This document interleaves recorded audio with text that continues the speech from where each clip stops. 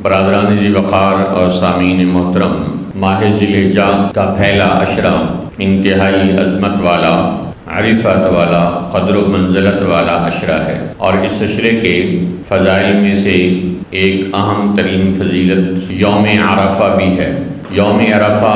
9 ذی الحجہ کو کہتے ہیں۔ اس دن کی فضیلت کو رسول اللہ صلی اللہ علیہ وسلم نے بڑی عظمت کے ساتھ، اہمیت کے ساتھ بیان فرمایا ہے۔ ویسے پورے عشرے کو کہا گیا افضل ایام الدنیا ایام العشر، کہ دنیا کے افضل ترین دنوں میں سے ذی الحجہ کے عشرے کے پہلے 10 دن ہیں۔ تو 9 ذی الحجہ یعنی عرفہ کا دن بھی دنیا کے عظیم ترین دنوں میں سے ایک دن ہے۔ اور دوسری حدیث میں آتا ہے اعظم ایام الدنیا، کہ دنیا کا سب سے بڑا عظمت والا دن وہ عرفہ کا دن ہے، یعنی 9 ذی الحجہ کا دن۔ اور عرفہ کا دن کی ایک عام فضیلت یہ ہے کہ اس دن حج کا سب سے بڑا رکن وقوف عرفہ ادا کیا جاتا ہے، بلکہ رسول اللہ صلی اللہ علیہ وسلم نے فرمایا الحج عرفہ، حج تو عرفہ کا نام ہے، یعنی یہ فرض ہے حج کا وقوف عرفہ، عرفہ کے اندر آ کر اسٹے کرنا، قیام کرنا۔ اگر کسی نے یہ کر لیا تو اس کا حج ادا ہو گیا، اور اگر کسی کا عرفہ کے دن کا میدان عرفات میں قیام اور اسٹے رہ گیا تو اس کا حج بھی رہ گیا، کیونکہ حج کا سب سے بڑا رکن عرفہ اس کے ہاتھ سے نکل گیا۔ تو یوم عرفہ کی فضیلت یہ ہے کہ اس دن اللہ نے حج کا سب سے بڑا رکن رکھا ہے۔ اور یوم عرفہ کی ایک فضیلت یہ ہے کہ اس دن اسلام کی تکمیل اور دین کے اتمام کا اللہ نے اعلان فرمایا تھا۔ قرآن پاک کی آخری آیت جو نازل ہوئی وہ اس عرفہ کے دن کی، جس میں اعلان کیا گیا الیوم اکملت لکم دینکم واتممت علیکم نعمتی ورضیت لکم الاسلام دینا،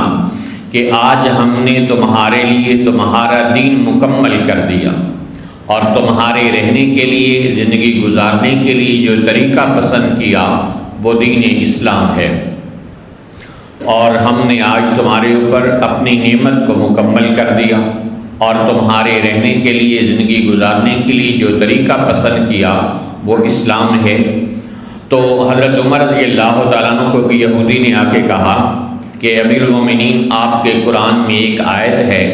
اگر وہ ہمارے دین میں اترتی ہم اس دن کو عید بنا لیتے۔ حضرت عمر نے پوچھا ایو آیت، وہ کون سی آیت ہے؟ اس نے قرآن پاک کی یہ آیت پڑھی کہ جس میں قرآن پاک میں اعلان کیا گیا کہ آج اسلام اور دین مکمل ہو گیا ہے۔ تو حضرت عمر رضی اللہ تعالیٰ عنہ فرماتے ہیں کہ ہم اچھی طرح اس دن کو جانتے ہیں، اور اس وقت کو جانتے ہیں کہ جب یہ آیت نازل ہوئی۔ ہم رسول پاک علیہ السلام کے ساتھ میدان عرفات میں تھے، اور جمعے کا دن تھا۔ تو گویا حضرت عمر رضی اللہ تعالیٰ عنہ یہ فرمانا چاہ رہے ہیں اس یہودی کو کہ تم کہتے ہو یہ آیت اگر ہمارے دین میں اتری ہوتی تو ہم اس دن کو عید بنا لیتے۔ کہا ہمارے لیے تو اس دن اللہ نے 2 عیدیں جمع کر دی تھی، ایک جمعہ جس کو مسلمانوں کی عید کہا گیا ہے، اور ایک عرفہ کا دن جس کو مسلمانوں کے لیے عید قرار دیا گیا ہے۔ حدیث میں آتا ہے کہ عرفہ کا دن یعنی 9 ذی الحجہ اور 10 ذی الحجہ اور ایام تشریق یہ مسلمانوں کے لیے عید کے دن ہیں۔ تو گویا رسول پاک علیہ السلام کی اس حدیث نے بھی بتایا کہ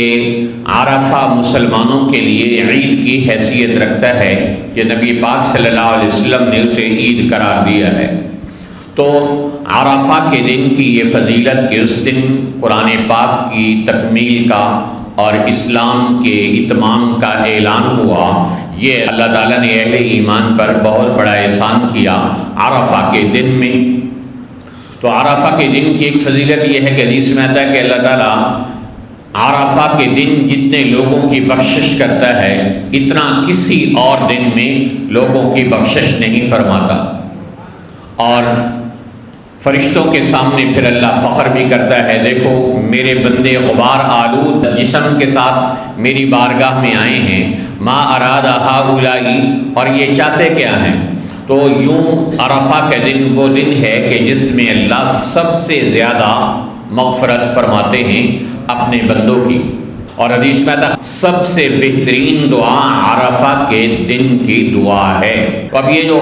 7-8 فضائل آپ نے سنے کہ عرفہ کے ایک دن کے فضائل ہیں، ایک فضیلت یہ بھی ہے کہ آپ صلی اللہ علیہ وسلم سے پوچھا گیا، یا رسول اللہ صلی اللہ علیہ وسلم اگر کوئی 9 ذی الحجہ یعنی عرفہ کے دن روزہ رکھتا ہے تو اس کا کیا اجر و ثواب ہے؟ آپ صلی اللہ علیہ وسلم نے فرمایا احتسب علی اللہ ان یکفر السنۃ التی قبلہ والسنۃ التی بعدہ، میں اللہ سے امید لگاتا ہوں کہ اس ایک روزے کے رکھنے کی برکت سے اللہ گزشتہ 1 سال کے گناہ بھی معاف کر دے گا اور آئندہ 1 سال کے گناہ بھی معاف کر دے گا۔ تو یہ اس دن کو اللہ نے فضیلت عطا فرمائی۔ ایک حدیث میں آتا ہے کہ صوم یوم عرفہ یکفر السنۃ الماضیۃ والباقیہ، کہ عرفہ کے دن کا روزہ گزشتہ سال اور آئندہ سال کے گناہوں کی معافی کا ذریعہ بنتا ہے۔ اس لیے اہل ایمان کو اس دن کی اہمیت اور عظمت کو سمجھنا چاہیے کہ رسول پاک علیہ السلام نے اس دن کو کتنی عظمت والا، کتنی برکت والا دن بتایا ہے تاکہ مسلمان اس دن کی قدر کرنے والے بنے۔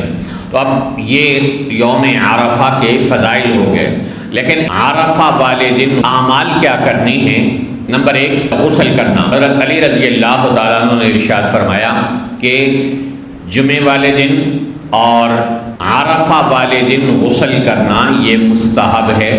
تو گویا 9 ذی الحجہ کو حضرت علی رضی اللہ تعالیٰ عنہ کی حدیث کے مطابق مسلمان کو غسل کرنا چاہیے۔ اور دوسرا عمل جو